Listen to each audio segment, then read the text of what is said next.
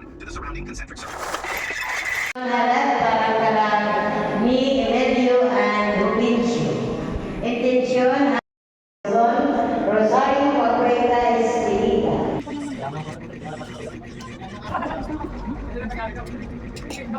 Panibagong araw, panibagong vlog. Welcome na naman ulit sa ating channel. Samahan nyo na naman ulit ako ngayong linggong ganap dito sa amin. At dahil linggo ngayon, kaya magsimba muna tayo. Siyempre, wag natin kalimutan yung ating skincare sa umaga, yung ating Hamisan product. O diba, ayan yung ating OOTD for today's video. Maaga kami nagising ni Ate Dronby dahil alas 8 yung misa, kaya mag-ready na kami kahit alas 7 pa lang dyan. Ready na tayo para pagdating natin doon sa simbahan ay kunti pa lang yung tao at makaupo tayo ng maayos. So ayun si Ate Dronby sa gilid, katatapos lang din yan maligo, kaya magbibihis na rin yun at magre-ready na rin ako dahil papunta na kami ng simbahan para maganda yung ating upo mamaya. Makapili tayo ng upuan kung saan tayo uupo. Kaya maaga kaming napunta. Siyempre, baghura natin yung ating pagmumukha ng ating toner para naman matanggal yung mga bakbak. No? Nagbabakbak siya guys, pakunti-kunti lang, pero yun nga, mas maganda talaga nilalagyan natin ng toner, no? So, yung iba naman, nagamit naman ito pag nakapaghilamos sila sa umaga, hindi na sila nagagamit ng toner. Kasi maganda rin kasi daw yung toner,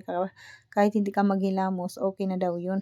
Pero ako, nagto-toner talaga ako kasi gusto ko yung parang mabakbak talaga yung ating nagbabakbakan dito sa ating pagmumukha. So, ayan yung ating OOTD for today's video. Nakatube na lang ako no, dahil sa likod ay nakikita yung bra, kaya ayaw ko yung makita yung bra sa likod. Kaya yun, dinublihan ko na lang ng tube na blue. Tapos, ayan, at gintilok-tilok na talaga na akin. No? Sinimot ko na talaga yung ating guys, yung aking serum ba. Ano ko na, para pagkagabi, mamayang gabi ay bago na yung ating serum.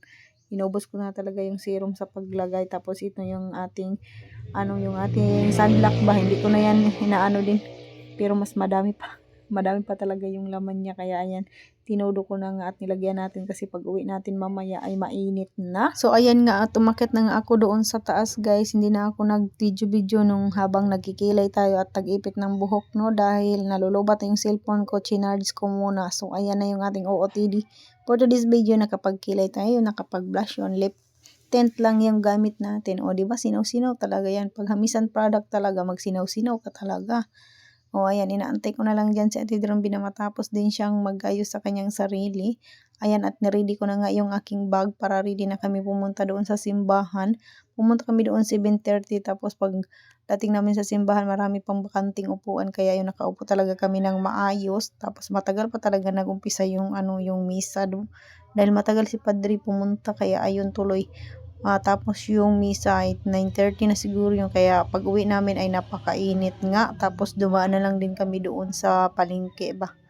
At bumili nga kami ng makakain or ma-snack-snack. Tapos ayan, at nandito na nga kami sa simbahan. Kunti pa lang talaga yung tao pagdating namin dito, 7:30. At ayan si Ate Dronby, basa pa yung hair niya nung dumating kami dito. Cellphone, nag-aantay. Napakatagal talaga guys dumating ni Padre dyan, no? Kaya mga 30 minutes pa siguro yun bago dumating. Pero okay lang naman dahil hindi masyado marami yung tao dito sa simbahan, dahil may misa nga kaninang alas 6 hanggang alas 7. Kaya yun, medyo matagal na dumating si Padre, no? Kaya dinalawa din yung misa dito para nga hindi masyado marami yung tao pag second mass na.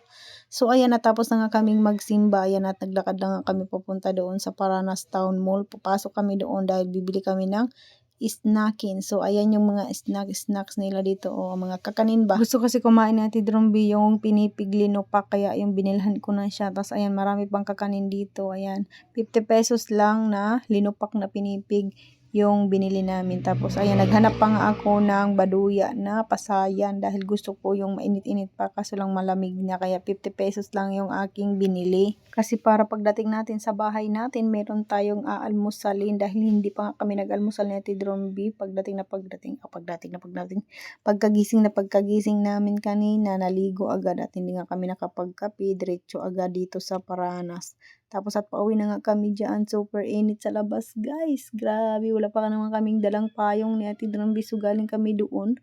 Ayan nga, at pauwi na tayo. Sakay na kami ng tricycle at doon na namin kakainin. Pero hindi na talaga makatiis si Ate Dronby. Tinikman niya na talaga yung baduya na pasayan. Si Alter naman at saka si Ate Amshi, hindi na namin sinama yun dahil natutulog pa nga, ayaw nga gumising. Kaya ayun, hindi namin sinama, no. Kami lang talaga dalawa ni Ate Drumbi yung masipag magsimba. 10 piso pala yung isa ng baduyan na pasayan, guys. O, di bang mahal ngayon ng pasayan? Pero okay lang yun, 5 piraso lang naman yung binili namin. To, fast forward na tayo, na dito na kami sa aming bahay. Ayan, itinayos ko na nga yung mga ipit ng buhok na in-order ko kahapon, yung in-unboxing natin. Kaya ayun, inayos ko at i-display na nga natin dito sa tindahan natin para makita na nga ng ating mga tumer. Ayan nga, at dahil si Ate Drumbi yung naka-duty dito sa ating tindahan, ayan, sinabihan ko na siya, yung maliliit na ipit ng buhok ay 10 piso, yung malalaki naman ay 15 pesos. So ayan na, guys, no, nilagay na natin lahat. Tapos yung pang ano naman, pantali ng buhok ay 2 piso, pwede siya 3.5. O di ba malaki yung ating ginansya diyan, yung puhunan natin is 84 pesos, tapos 67 pieces pala. Yun pala yung kahapon. Kaya kasama na yung mga pangtali sa buhok. Bali 67 nga siya. Sakto nga siya, no. Tapos 84 pesos lang. Tapos i-times mo yung 8 pirasong tagki 15. O, di ba malaki na yung tubo mo. Doon pa lang sa mga ipit-ipit na yun, 250 pesos tagad yung mabibenta mo. Tapos bali yung puhunan mo doon 84 pesos lang naman. O, di ba malaki yung tubo. Kaya sabi nila ng aking mga kasari-sari store natin ay mabenta daw yun ngayong summer dahil mainit, di ba, mahilig mag-ipit ng buhok yung mga mahahabang buhok. Tapos ayan na nga, fast forward na nga tayo at nandito na kami sa lamesa, nag-snack na kami ni Ate Drumbi at mayroong sabaw dito. Kaya ayan, yan na yung ating nilantakan.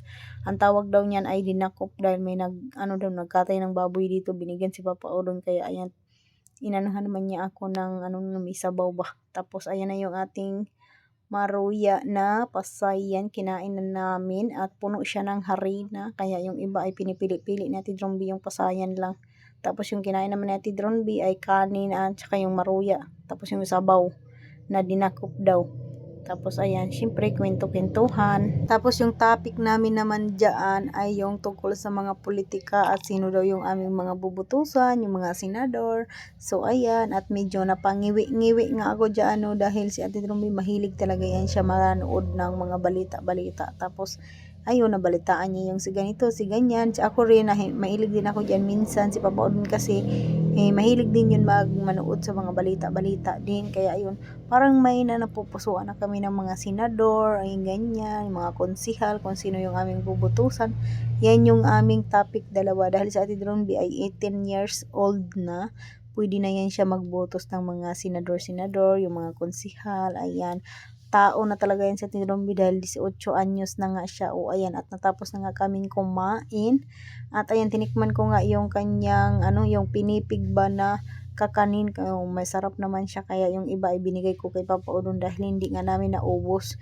Yung kinain ko lang ay 2 pirasong pinipig lang. Tapos ayun, binigay ko kay Papa Odon sa kanya yung sobra namin na mga pinipig ba. Tapos ayan, nagkikwentuhan din yan dito sa labas habang si Papa Odon naman ay nagagawa ng ice water. Nagkikwentuhan sila, no. Super init talaga, kaya yung mga tao dito ay mga hubad. Ako rin, nakatube na rin ako dahil nga napakainit talaga, guys. Summer na talaga, no. So at dahil marites din ako, nakisawsaw rin ako sa kanilang marites dahil politiko din yung kanilang pinag-uusapan dito, no. May pa-action pa akong nalalaman. At dahil hindi pa nga ako nakainom ng tubig, nagmarites na sa labas. Ayan nga, ininom ko muna yung ating Beauty White Capsule, vitamins, may collagen, at saka iba pa. Basta maganda to, guys. Kaya ito na yung inano ko nung dati kasi yung iniinom ko ay Mayra. Ito, ngayon, Beauty White Capsule na yung aking iniinom kasi maganda at effective talaga sa akin. O siya, hanggang dito na lang. Paalam!